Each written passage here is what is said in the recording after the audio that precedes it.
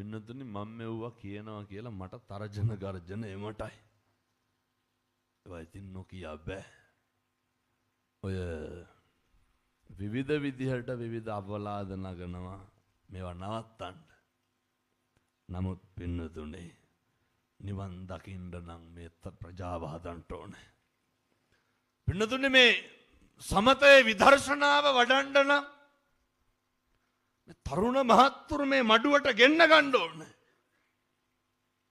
මේ ව්‍යායාමයේ ප්‍රතිඵල තමයි පින්නතුනේ මේ දවසින් දවස පේන්නේ.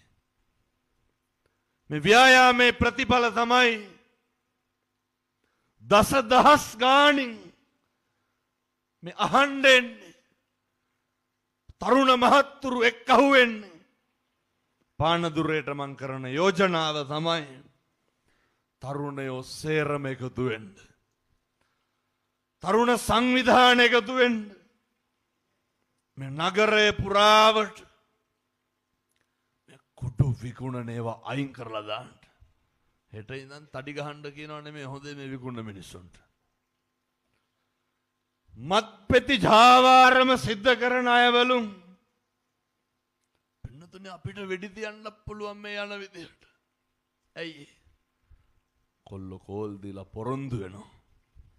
හාමුදුරුවනේ පින්නතුනේ මේ විකුණපු තරුණයෝ කියනවා නැවැත්තුවා හාමුදුරුවනේ කරන්නේ නෑලු. ඒ වචන ඇහෙනකොටත් පින්නතුනේ මේ ධර්මයේ ආශ්චර්යය සම්බුද්ධ ශාසනේ චිරස්තතිය අවුරුදු 10 ගාණක් ඉස්සරහට යයි. ඒ නිසා මේ මද්‍රහුව චාරාව නවත්තලා දාන්න ඕනේ. ජාවාරම කරන පින්නතුන්ට මං යෝජනා කරන්න. ජාවාරම කරනේ මහත්තුරුන්ට මං කියන්නේ ඕක නවත්තන්න.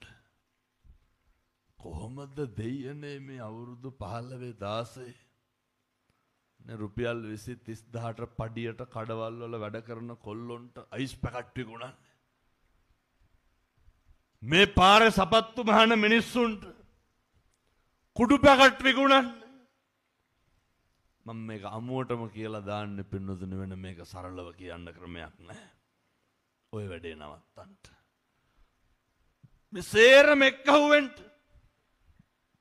දවසින් දවස අම්මලා තාත්තලා පුදුම විදිහට දුක් විඳිනවා. දෙමව්පියෝ කතා කරලා කියනවා හාමුදුරුවනේ මේ උදෙත් කොල්ල නැගිට්ටලු. ටික වෙලාවක් යනකොට කොල්ල එන්න කලින් පෙන්වලු රුපියල් 1500 තියෙන තැන. පළවෙනි පාර අහනවලු 1000ක් නැද්ද කියලා. කවුද අහන්නේ? පුතා. දෙවෙනි පාර අහන්න අම්මා ඉඩ තියන්නේ නෑලු. ඇයි? හාමුදුරුවනේ දෙවෙනි පාර අහනකොට ඉඩ තිබ්බනම් හැන්දෑවට යන්න මුට්ටියක් නෑ කිව්වා. මට කියපුවා පින්නතුනේ මේ පොළවේ ගහනවලු. තුන්වෙනි පාර අහනකොට ඉඩ තිබ්බනම් ළඟට ගිහිල්ලා කටට කරලා හයියෙන් කුණු හරපෙන් බයිනවලු. යම්මා අඬා කියනවා හාමුදුරුවනේ කොල්ලා ගියපු ගමන් ගෙදරින් සමහර තාත්තලත් එහෙමයි. අම්මා ඉක්මනට යනවලු මොකේටද? ඔය කොහේ හරි වැඩකට යනවලු. වෙන කිසි දෙයකට නෙමෙයි අම්මා වැඩට යන්නේ. මොනා කරන්නද? පුතාට කුඩු ගහන්න සල්ලි හොයන්න. ඒක නැත්තම් මේක මෙහෙම ඛේදවාචකයක්. මැදවච්චි අම්මා මැරුවේ බොණ්ඩ යන්න එපා කිව්වා කියලා පොරවෙන් කොටලා. මේක නැති වෙනවා. මේක නවත්තන්න.